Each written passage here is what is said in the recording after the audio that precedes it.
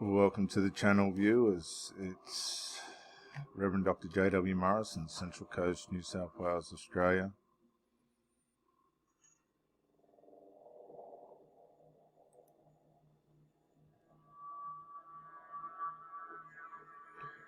The Quiet Wound by Paul Dunyan. This post was published on the now closed HuffPost contributor platform. It's about covert emotional incest.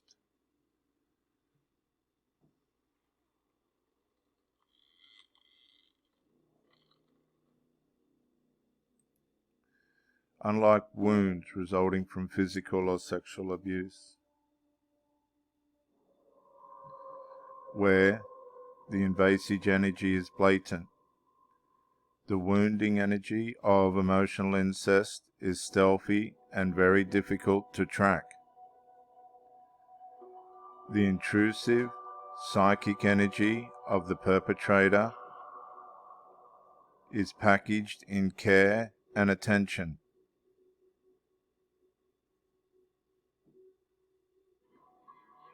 It can be quite challenging to break into this care package and reveal the expectations and needs of affiliation, control, love, and understanding on behalf of the perpetrator.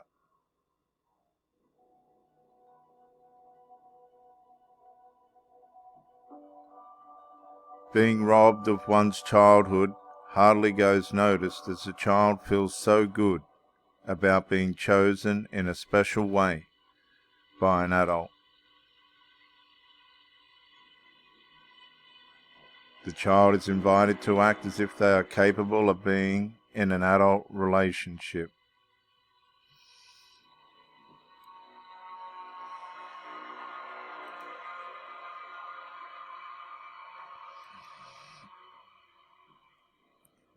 Emotional incest often takes place with either a single parent or a parent whose spouse is not emotionally available. And viewers, this is not uncommon. It's a plague in our societies across the country and across the world. It can also happen with any trusted authority figure, e.g. clergy, coach, teacher, club leader, or relative. There are a number of ways that emotional incest impacts development. An attachment to feeling special. The child typically feels special because of the attention received and the unusual level of involvement offered by the adult. However, the price for feeling special is high. Number 1. If emotional incest occurs with a parent, then the child is often the target of the other parent's resentment for having taken his or her place. And this happens a lot with mothers and their children against the father. I've seen many cases, viewers, where the parent has used the child to shield themselves from the father, where the mothers use the child or children as a shield from the father, and subsequent boyfriends after separation or divorce. They'll use the child as a roundabout way of causing division, separation, or a form of distance. Number 2. Similar resentment and jealousy can be experienced by siblings or friends who have some awareness of what's happening. Number 3. The victim can live with fear of being rejected by those impacted by the incestuous relationship. And this will happen if, say for instance, the son is affecting the mother's relationship and the person's aware of what's going on. There will definitely be resentment towards that child. I put up with one for 9 months and there was no sign of any relent. Yeah, in the end I had to say to the lady, I'm sorry, it's no longer about me understanding them. They now have to understand me. and my sons. The victim can live with fear of being rejected by those impacted by the incestuous relationship. And number 4, the victim can exercise an inordinate amount of time and energy striving to be special, which leads to an attachment to perfectionism. And you'll find these people have an unusual devotion to being perfect, which they never accomplish. You cannot accomplish perfectionism. And it drives them around the bend and everybody else around the bend that's with them. Feelings of guilt and inadequacy. Children often feel guilty and inadequate as they are unable to meet the emotional needs of an adult. And I can tell you from experience, on the other hand, the mother can also feel guilt and shame when their partner realizes that they're in an emotional, incestual relationship with their children, and they make it aware to them. It doesn't change anything, just that they have been found out, and it's rather shameful and embarrassing, and they do feel guilt because there's nothing they can do to change it. I've watched it on 3 or 4 occasions. The child's relational limitations may result in the parent expressing dissatisfaction. Children, and this dissatisfaction is not just overt, it can also come across in a passive, stonewall, silent treatment statement as well. Children who grow up with an invasive parent can have an unnaturally low estimation of their abilities, especially if their parent was critical or abusive, and this can be the opposite as well. It can be the children who are invasive, but the parents are allowing it.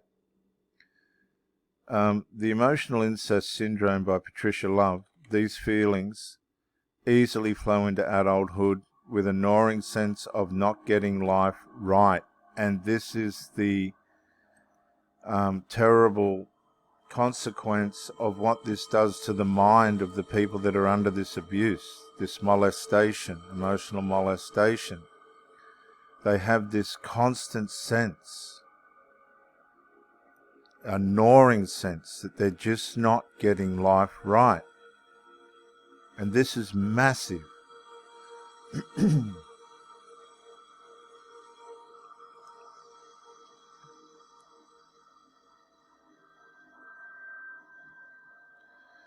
Perfectionism.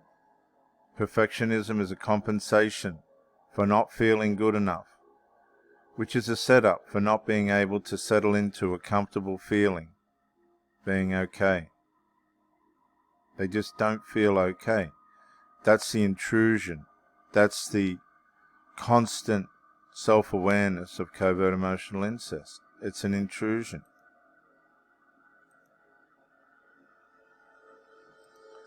Confusion about limits, because there's no boundaries in these relationships. Rather than be honest about not being able to rightfully participate in an adult relationship, children will typically pretend they can handle it rather than risk losing the attention of the adult. As adults, victims are not clear about what they can do and what they cannot do. Emotionally incested children also run the risk of continuing to pretend they possess certain abilities, which they actually do not.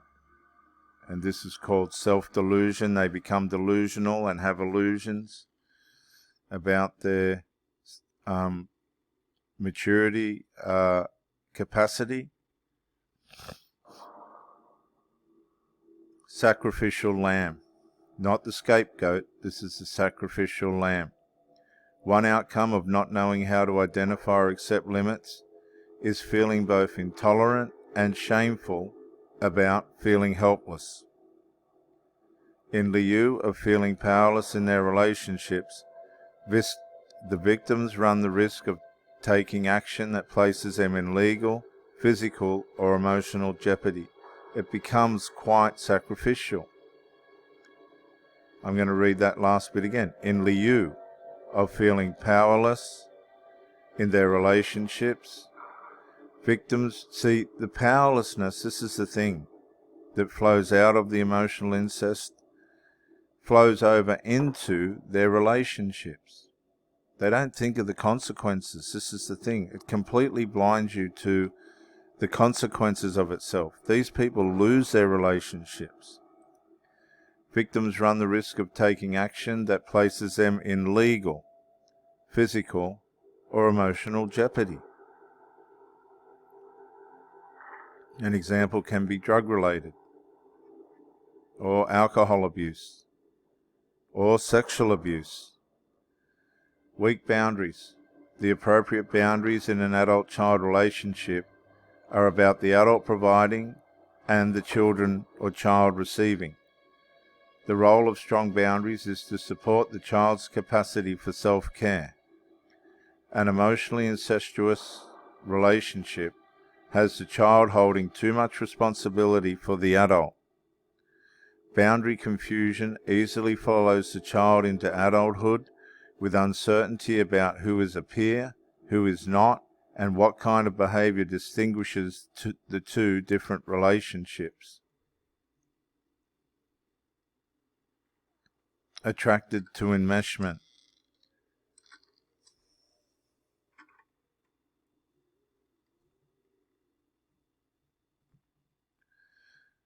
Because of the weak boundaries, adults who are victims of emotional incest tend to generate enmeshed relationships rather than emotionally intimate ones.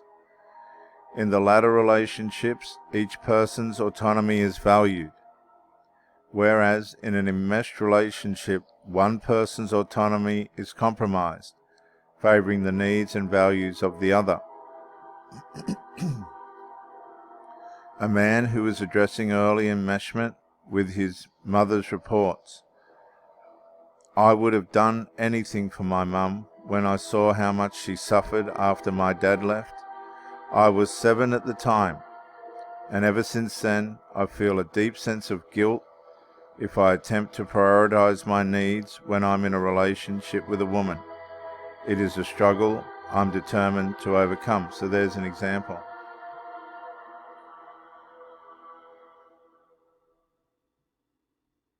Confusion and about power. Typically, the adult and child are not peers in an emotionally incestual relationship, with the adult possessing more knowledge and experience.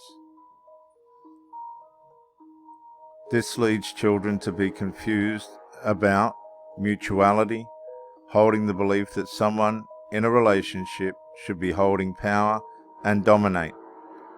Typically, the survivor of emotional incest runs the likelihood of either dominating or being dominated, or vice versa, with the two swapping at different times.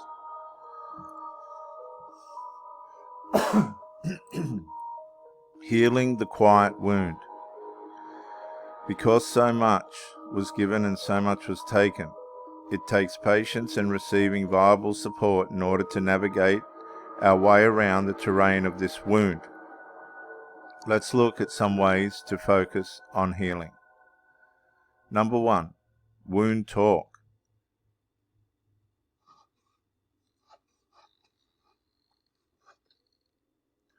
The starting place is to begin talking about what happened, especially the implications of being asked to leave childhood prematurely.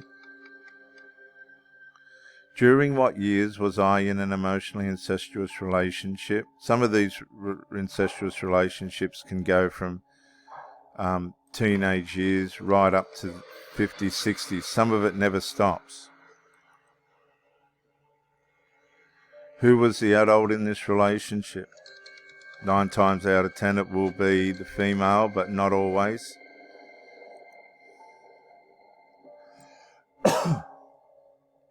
Sorry guys, I got a cold at the moment. How did I feel to be in such a relationship? What was given to me? What was taken from me? How do I feel now about my early experience? And how do I feel toward the perpetrator?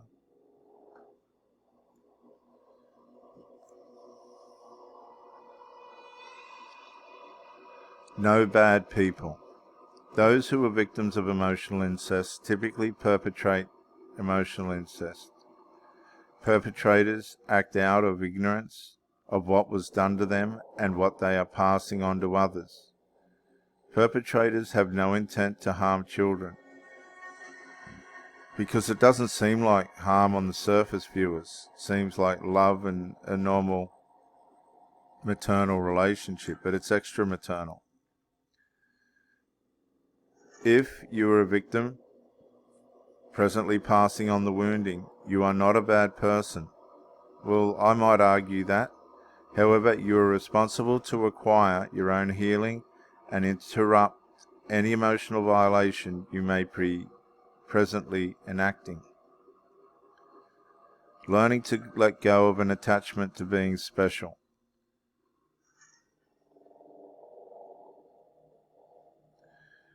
When we're attached to being special, it leaves us feverishly striving to achieve it, or condemned to not feeling good enough. A key is to replace feeling special by honoring our uniqueness. Our uniqueness is expressed by how we love, learn, and grieve, as well as the nature of our strengths and how often we refine them.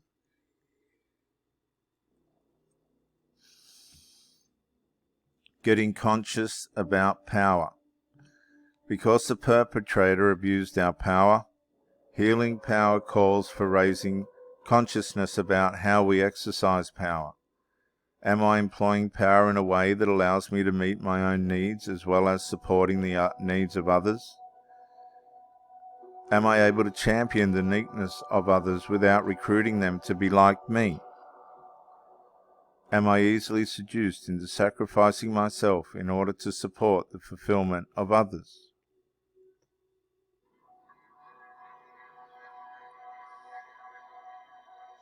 Healing trust.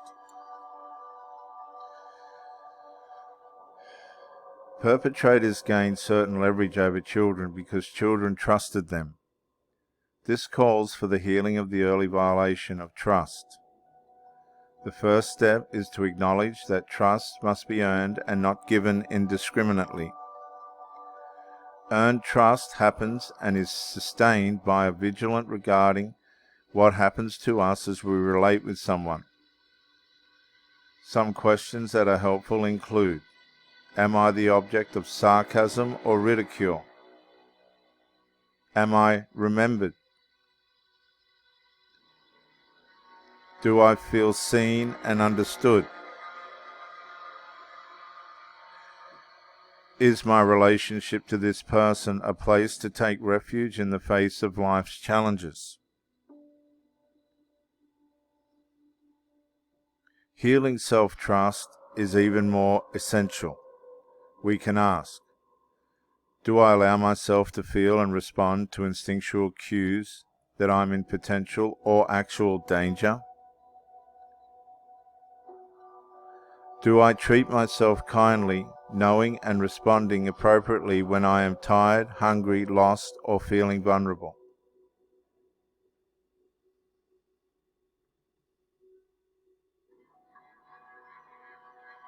Employing effective boundaries. Good boundaries support our safety, what we desire and hold important. Effective boundaries happen as we say yes and no, authentically, and act in accordance with each declaration. It is advantageous to be able to distinguish mutual relationships from non-mutual relationships. Mutual ones can be characterized as peership, such as friends and lovers. Non-mutual relationships usually involve authority figures who are offering a service or some level of support. For example, parents, adult relatives, teachers, clergy, physicians, psychotherapists, and coaches. The boundaries in non-mutual relationships are meant to define the relationship, mostly about the service or support offered. We have been exploring an extremely difficult kind of wounding. So much is given and so much is taken. How ironic to speak of a wound as feeling so good. It may be that children often can't wait to become adults, making the perpetrator's invitation to leave childhood so attractive, leaving the injury veiled.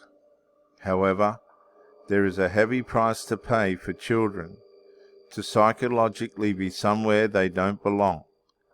I strongly encourage survivors of emotional incest not to simply see their wounding as unfortunate, but rather, as it is with all wounding, an opportunity to open to deeper regions of the soul.